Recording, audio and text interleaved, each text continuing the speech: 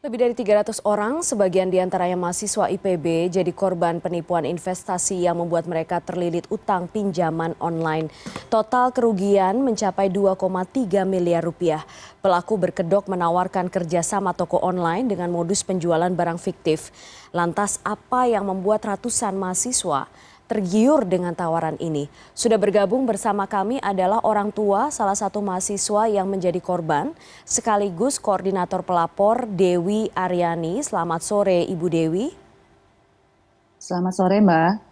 Ibu Dewi, terima kasih atas Ya. waktu Mhm. Anda sore hari ini. Yang pertama-tama saya tentu saja bersimpati dengan Mhm. apa yang saat ini terjadi dengan Mhm. putri Ibu ya. Tadi saya sudah menyampaikan. Ya. Tapi Ibu Dewi, persisnya seperti apa atau pertamanya bagaimana kemudian Anda mengetahui bahwa anak Anda terjerat penipuan program investasi ini?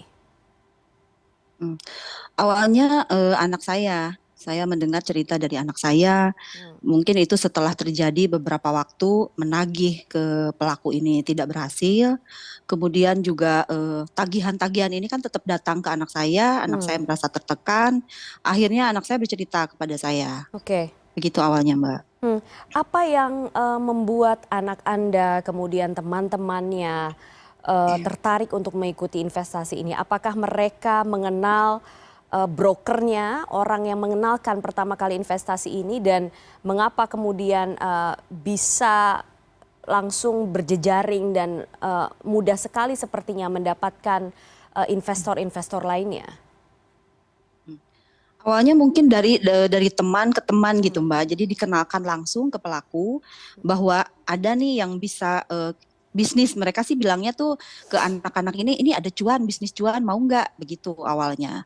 Jadi dari teman ke teman gitu aja, Mbak, Hmm. dimulainya. Hmm.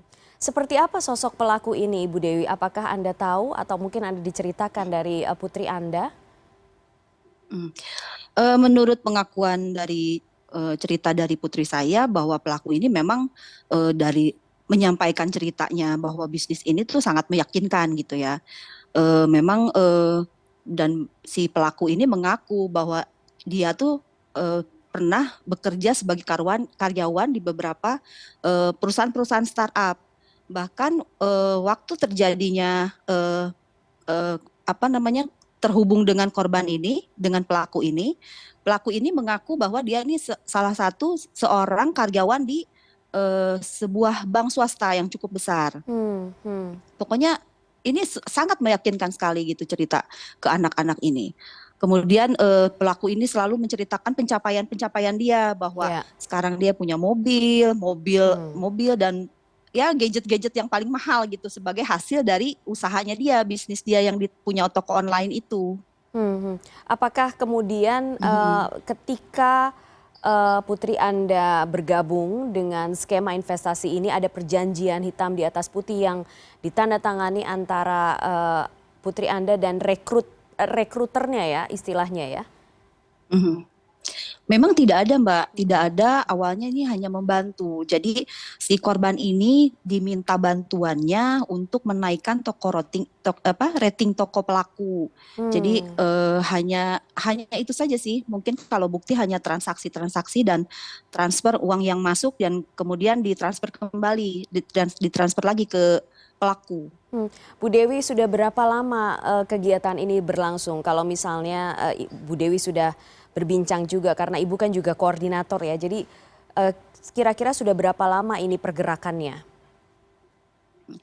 Waktunya memang berbeda-beda, ada yang dimulai dari tahun 2021, ada juga yang dimulai yang baru memulai nih di bulan September ini Hmm. sebagai korban. Hmm. Dan Jadi memang baru akhir-akhir bulan ini, ya, dan memang ya. mengincar mahasiswa berarti Bu Dewi ya. Iya, memang targetnya kebanyakan mahasiswa, Mbak. Hmm. Dari 300 ini hampir 90% mahasiswa. Usianya di antara rentang berapa sampai berapa Bu Dewi kalau boleh kami mendapatkan Eh, informasi? Rentan 20 sampai 22. 20 sampai 22. Iya, Em, sampai 22. ya, dari beberapa aplikasi pinjaman online yang kemudian Mhm. terkoneksi itu, apakah itu legal Bu Dewi? Anda sudah mengecek itu? Ini pinjaman online legal kebetulan. Pinjaman online-nya legal ya berarti ya? Iya, yang legal Mbak. Iya. Oke, tapi Mm. modusnya kemudian dalam bentuk penipuan investasi ya? Iya, berbelanja di Iya, transaksi gitu di iya, toko iya, online milik bertransaksi. pelaku. Ya, Bu Dewi, Mm. sejauh ini sudah berapa orang kemudian melaporkan diri kepada Anda sebagai koordinator korban? Yang sudah saya kasih datanya ke kepolisian, pihak kepolisian sudah 329. Hmm. Kemudian tadi malam ada lagi yang bertambah datang ke saya menghubungi saya. Saya juga mereka ini mengaku bahwa saya ini korbannya Aisyah juga gitu, Hmm. korban pelaku ini juga Ya. gitu. Mm-mm. Jadi memang mungkin kemungkinan ada pertambahan korban. Dari 329 itu mungkin akan lebih ya? Iya, karena semalam juga statusnya mahasiswa. Statusnya juga mahasiswa. Dari Iya. 329 korban itu, Bu Dewi, range kerugiannya yang sudah mereka Mhm. eh, atau kerugian investasinya berapa, Bu Dewi? Mhm. Kalau yang untuk membayarkan Mm-mm. secara pribadi itu tagihannya Mhm. itu sudah hampir 560 juta lebih. Tapi 500. untuk total dari ya dari tagihan yang masih berjalan sekarang ini hampir 2,3 miliar. Hmm, hmm, hmm, hmm. Sebenarnya Bu Dewi Mhm. kalau Jadi misalnya iya, sebenarnya kalau misalnya dilihat ini untuk modus investasinya, penipuan investasinya ini agak baru ya Bu Dewi ya. Apakah Anda juga mendapatkan informasi soal ini sebelumnya?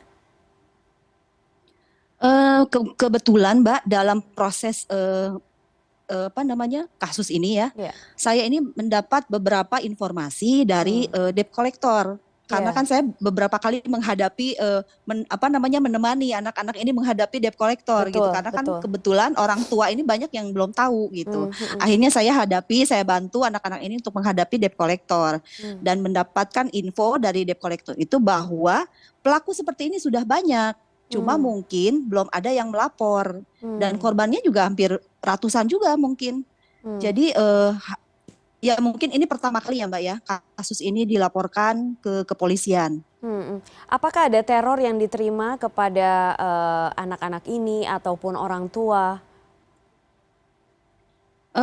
Alhamdulillah tidak ada Mbak, Hmm. tidak ada teror sama sekali. Koordinasi Hanya dengan, mungkin pinjaman, ya, ya, silakan iya Mbak. diselesaikan.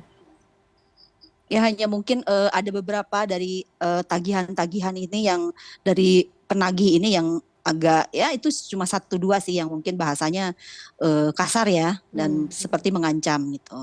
agresif ya. Iya. Iya, Bu Dewi, bagaimana dengan pihak kampus? Sejauh ini tidak hanya satu kampus ya asal mahasiswanya, jadi total ada berapa kampus? Apakah kemudian Bu Dewi juga berkoordinasi dengan kampus-kampus tersebut? Saya belum ada, Mbak, belum Hmm, ada koordinasi dengan kampus manapun hmm, karena kampus yang apa namanya mahasiswa ini terdiri dari beberapa kampus di Bogor ya, ya. dan ada juga yang di luar kota Bogor juga ada. Hmm, hmm, hmm, hmm. Bu Dewi, bagaimanapun Mhm. kan ini ketika mahasiswa itu melakukan pinjaman di aplikasi pinjaman online, mereka sudah memasukkan datanya dan lain sebagainya. Eh, Artinya data sudah dipegang dan utangnya sudah tercatat. Bagaimana sekarang, apa upaya yang dilakukan masing-masing pihak Bu Dewi untuk bisa menyelesaikan utang-utang ini? Nah, ini juga Mbak yang menjadi PR kami sekarang, bagaimana korban ini membayar. Sementara kan korban ini kebanyakan mahasiswa ya, dan tentu saja belum berpenghasilan gitu. Jadi mungkin untuk ini kami lakukan konsultasi ke pihak yang terkait, bagaimana nanti untuk mencari jalan keluarnya gitu Mbak. Apakah sudah konsultasi kepada pihak mana saja Bu Dewi? Apakah misalnya kepada lembaga yang mengawasi pinjaman misalnya seperti OJK untuk menyelesaikan dispute ini? Belum Mbak kebetulan karena kan saya secara apa namanya pribadi ya, bukan institusi gitu. Jadi Ya. akses ke sana menurut saya agak susah gitu ya. Mungkin Hmm. nanti akan diusahakan oleh kuasa hukum kami. Mm, mm. Apakah ada perkembangan informasi terbaru Bu Dewi dari hasil penyelidikan polisi selain sudah menahan ya, sudah ditahan pelakunya satu orang ya Bu Dewi ya? Iya, Untuk sekarang belum ada, Oh. mungkin hanya masih dalam tahap penyelidikan dari kepolisian untuk meminta keterangan dari para saksi.